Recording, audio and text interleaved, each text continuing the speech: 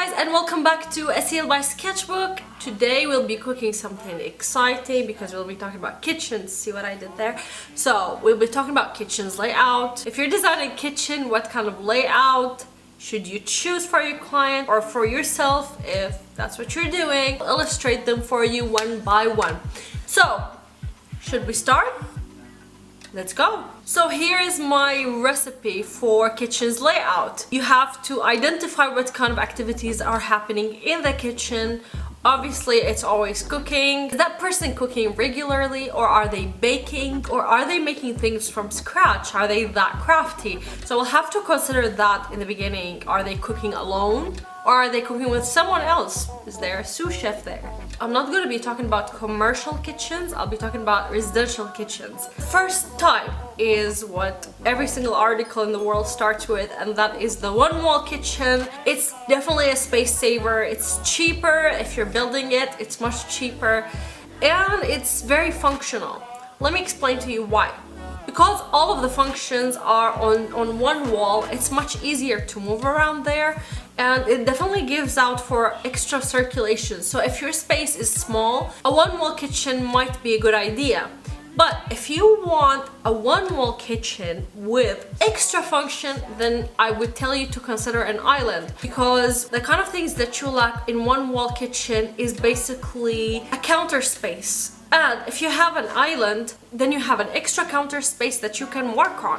An island can also be considered as a divider. So let's say your kitchen is laid out there, and then you have an island. What you get is a room divider, because you're just separating the kitchen from the rest of the room if it's an open area. If it's not, then you can definitely, shelve it up, or you can add things that are much functional on the empty wall, if that's the case. Our second type is the L shape. It's one of the most popular kitchen shapes, the L shape, and basically it gives you a lot more storage space, so you have a lot more cabinets and you have a lot more counter space than the one wall or the line kitchen. Let's call it a line kitchen.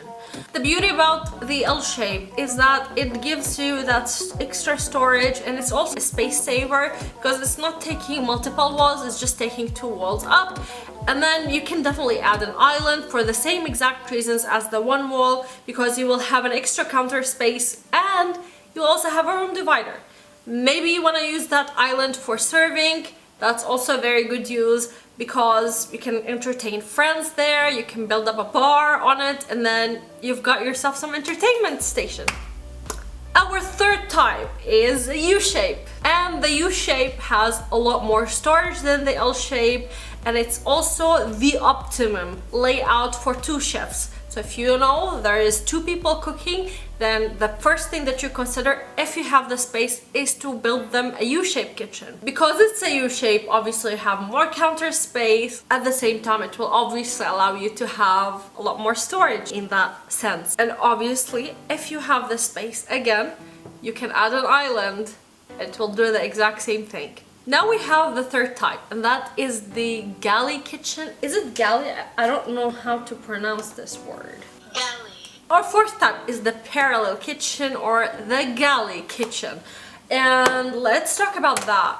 It will save you tons of space because it is taking two walls, but it's leaving you some space in between to have some circulation. Now for the parallel kitchen, it will save you some space. People usually use it where there is not much space, or they have two walls that they can fit a kitchen in. But you have to remember, if you are designing a parallel kitchen or a galley kitchen, you need to leave at least 120 centimeters just to give that extra space for people to move and to have circulation in the kitchen, especially if there is more than one chef in the house. But it's definitely a space saver, and you can customize it a lot more than if you want to have something with a corner, so you'll not have the inconvenience of corners in the parallel kitchen. The next type we have is the G-shape, and the G-shape kitchen is a nice twist on the U-shape kitchen, because you'll have that extra little bit of space. That extra little bit of space you can use as a serving station, you can use as a bar, or you can simply use it for an extra counter space if that's what you're into.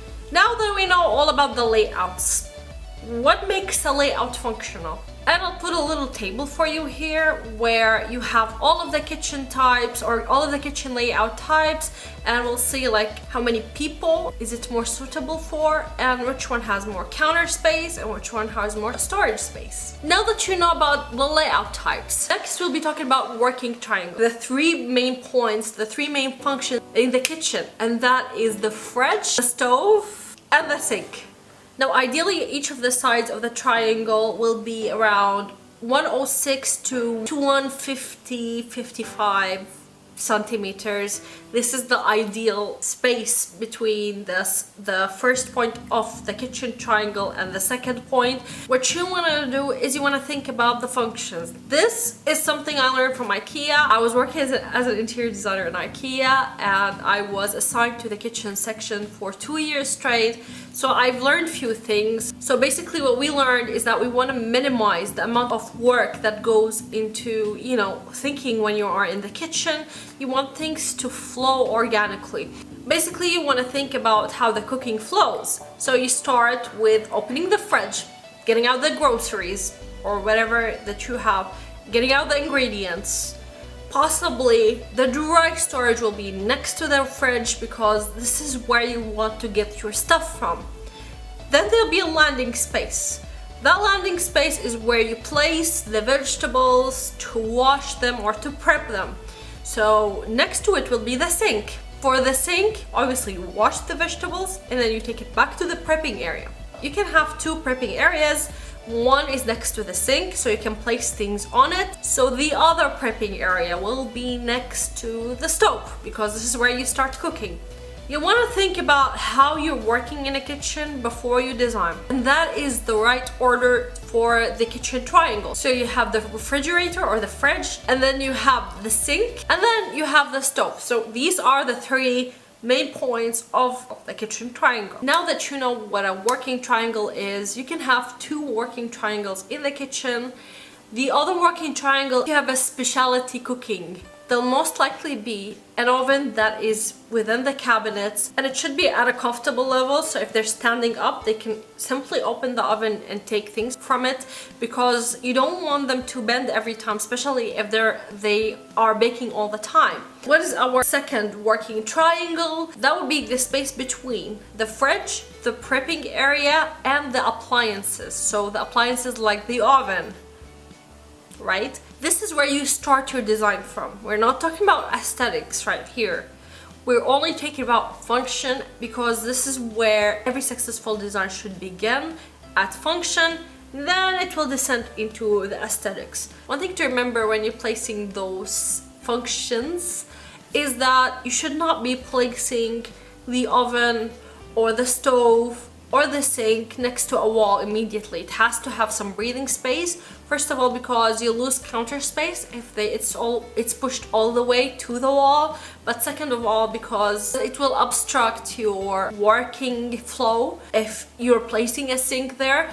But most importantly, if you're placing an oven, it will heat up your wall, and you cannot avoid the oil splashes from going on the wall, which will require high maintenance. Consider the safety aspect as well. So that's basically the deal. This will be our first part for the kitchen talk. Next time we'll be talking more in depth about kitchen organization. It will not be next week, but if you want to get notified for it, then please subscribe and hit the bell next to it so you receive a notification every time I upload. Give this video a thumbs up if it helped you understand about kitchen's layout, and let me know if you have any questions. I'll be more than happy to answer them. And if you want to take a glimpse of my uploading schedule, then please hang out with me on my social media, especially on Instagram.